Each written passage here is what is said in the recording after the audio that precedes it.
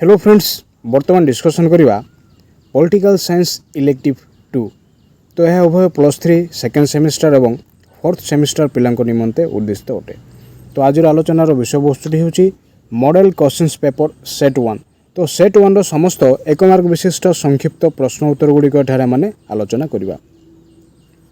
Video को आरंभ करने पूर्व जो मैंने वर्तमान पर्यंत चैनल टी को सब्सक्राइब करना सब्सक्राइब करनी, बेल आइकन टी को प्रेस कर दिंतु, जाफल आगामी वीडियो नोटिफिकेशन गुड़िक सर्वप्रथम आपण निकट में पहुँची पार। वीडियोटी को स्किप न करी संपूर्ण रूपे देखा निमंते चेष्टा करूँ। जदि स्किप करके देखिए वर्तमान आलोचनार विषय वस्तुटी सठिक रूप से बुझीपारे ना। पूर्वर अनेक गुड़िए वीडियो अपलोड हो सारी अच्छी, तो आपने चैनल टीर प्लेलिस्ट को जाए समस्त वीडियो देखिपारे। तो ग्रुप ए रो प्रश्न गुड़िक कौन कौन अटे देखा। फिल इन द ब्लैंक्स, शून्य स्थान पूरण कर। तो प्रत्येक प्रश्नर मूल्य हूँ 1 मार्क। प्रथम प्रश्न है the rule by the ruler with an act of law is called dash. निर्दिष्ट आईन कानून मध्य शासक मानक द्वारा शासनगत व्यवस्था को डैश कह जाए। प्रश्न एठार कौन देखुचे ना the rule by the ruler with in an act of law is called dash. निर्दिष्ट आईन कानून मध्य शासक मानक द्वारा शासनगत व्यवस्था को डैश कह जाए। तो उत्तरटी कौन हो? उत्तरटी हो गवर्नेंस।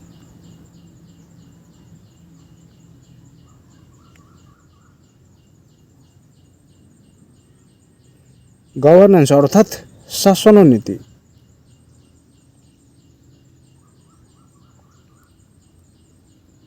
तो उत्तरटी कौन हो? गवर्नेंस बा शासन नीति। 2 नंबर प्रश्न है the topic of sustainable development drew the attention of the world communities after the publication और of Brundtland report in the year dash. Dash मसीह ब्रॉन्डलैंड रिपोर्ट प्रकाशित होगा पर धारणीय बा अव्याहत विकास विषयटी समस्त विश्वर समुदाय दृष्टि पटरु आसी पारथिला।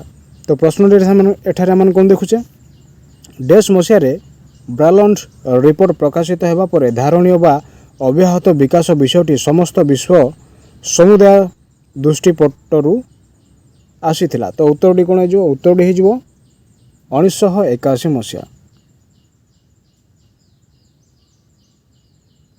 तो उत्तर जो 1981 मसीहा। 3 नंबर प्रश्न है the actual meaning of grace word government is dash. शासन नीति गवर्नेंस ग्रीक शब्द रु आनीत जार प्रकृत अर्थ डैश अटे। तो उत्तरटी हो स्टीयर।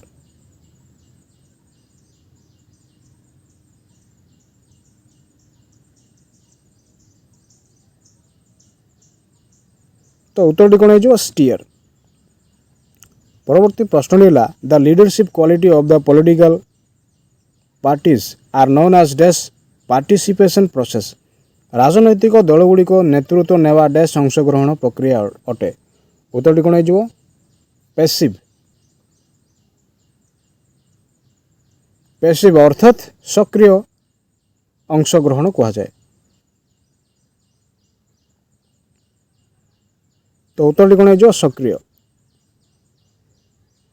परवर्ती प्रश्न कौन गोटे right to information act has implemented in India in the year dash. Dash मसीहा ठारू भारत में सूचना अधिकार आईन प्रणीत होइथिला। तो उत्तरटी कौन हो? उत्तरटी हो 2005 मसीहा। 2005 मसीहा ठारू भारत में सूचना अधिकार आईन टी प्रणीत होइथिला। परवर्ती प्रश्न है इन the year dash Odisha public service right act was implemented. Odisha रे डैश मसीह ओडिशा जनसेवा अधिकार आईन अनुमोदित होइथिला। तो उत्तरटी हो 2012 मसीहा।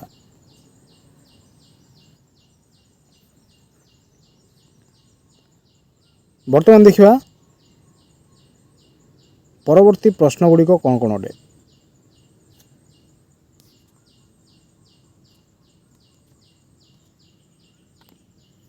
Give answer with in one sentence what do you mean bye indirect participation परोक्ष अंशग्रहण कहले कौन बुझ जो राजनैतिक अंशग्रहण प्रक्रिया रे जनसाधारण परोक्ष भाव में प्रतिनिधि मानकर जरिया अंशग्रहण कर निष्पत्ति मान नहीं पारिथांती ताहाकू परोक्ष अंशग्रहण कहुए।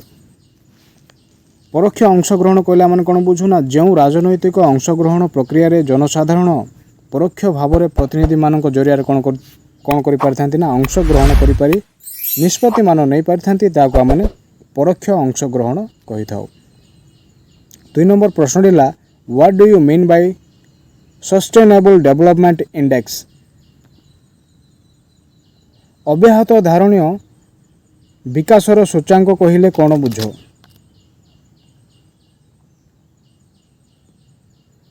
जो मानदंड को भित्ति करी अर्थव्यवस्था धारणीय अव्याहत विकासर मुख्य लक्ष्य हासिल करि कि नहीं विचार करिपारे ताहाकू धारणीय बा अव्याहत विकास सूचांक कहुए।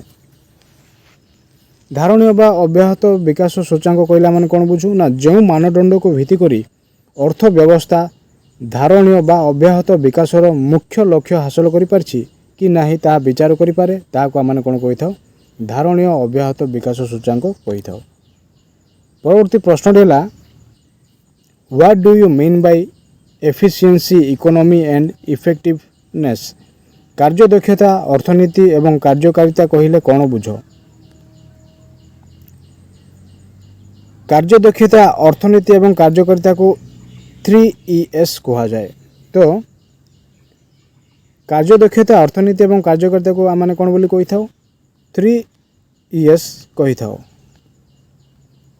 परवर्ती प्रश्न है what do you mean by functional decentralisation कार्यात्मक विकेंद्रीकरण कहले कौन बुझ जो विभाग जो कार्य दक्ष सेमानकर स्वतंत्र ज्ञान कौशल रही थाए। तो जो विभाग जो कार्य दक्ष अटे तो सेमानकर कौन होता है ना स्वतंत्र ज्ञान कौशल रही थाए।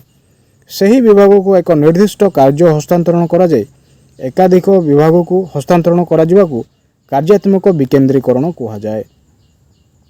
तो कार्यात्मक विकेंद्रीकरण कहला माने कौन बुझू ना जो विभाग जो कार्य दक्ष सेमानकर स्वतंत्र ज्ञान कौशल रही थाए सही विभाग को एक निर्दिष्ट कार्य हस्तांतरण करा जाय थाए एकाधिक विभाग को हस्तांतरण करा जिबा कार्यात्मक प्रक्रिया को आम कौन कही थाउ ना विकेंद्रीकरण कही थाउ। परवर्ती प्रश्न है what do you mean by good governance सुप्रशासन कहले कौन बुझ जो शासन केतेक मूल्यबोध उपर पर्यवेसित होई निजर गुणवत्ता और दक्षता द्वारा समाज और सेठारे बसवास करथुवा जनसाधारण सामाजिक अर्थनैतिक विकास साधन करि परिथाए ताहाकू सुप्रशासन कहुए। सुप्रशासन कहला माने कौन बुझुना जो शासन केतेक मूल्यबोध उपर आधारित होता है एवं यह सहित गुणवत्ता और दक्षता द्वारा समाज और सेठारे बसवास करथुवा जनसाधारण मानकर सामाजिक और अर्थनैतिक विकास साधन करि परिथाए ताहाकू आम कौन कहि थाउ ना सुप्रशासन कहि थाउ।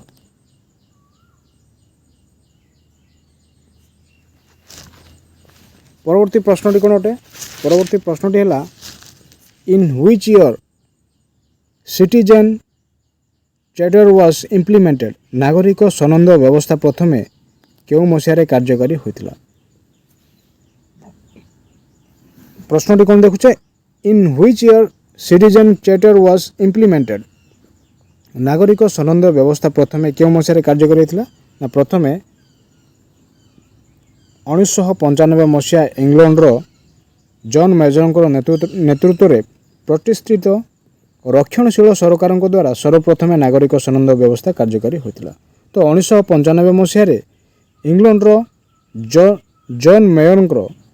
जॉन मेजर नेतृत्व कौन कर प्रतिष्ठित रक्षणशील सरकार द्वारा सर्वप्रथम नागरिक सनंद व्यवस्था कार्यकारी होता।